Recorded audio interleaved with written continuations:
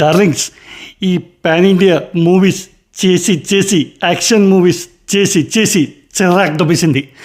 ఏదైనా లైట్గా కామెడీగా ఐడియాస్ ఏమైనా ఉంటే చెప్పండి డార్లింగ్స్. వంగా డార్లింగ్, నువ్వు చెప్పు.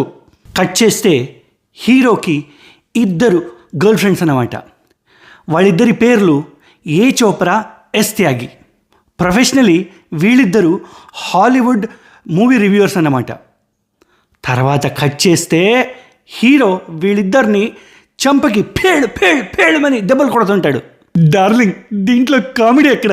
అస్సలు కామెడీనే లేదు కదా డార్లింగ్. వంగా డార్లింగ్, ఇలా చేస్తే ఎలాగా? నువ్వు నీ స్పిరిట్లోనే ఉండే Prashanth Neel darling. Calm blue waters. నువ్వు ఒక ఐడియా చెప్పు డార్లింగ్, కామెడీ మూవీకి నీ ఐడియా ఏంటో చెప్పు.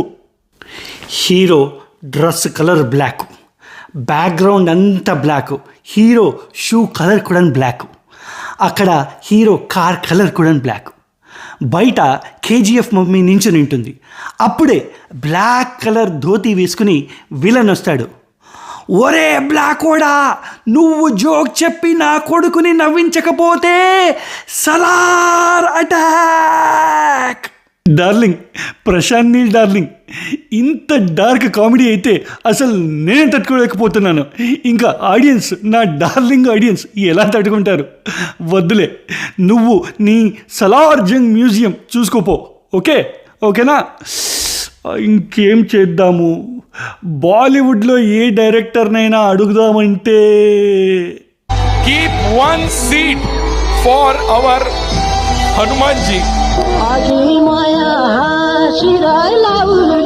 అయ్య బాబోయ్, వద్దులే.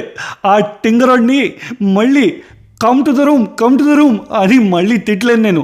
వద్దులే, వాడు అస్సలు వద్దు. సర్లే, మన తెలుగువాడే మారుతి డార్లింగ్.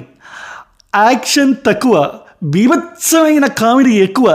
ఏదైనా సంక్రాంతికి తగ్గ ఏదైనా స్టోరీ ఉంటే చెప్పు డార్లింగ్, వింటాను డార్లింగ్, ప్లీజ్ డార్లింగ్.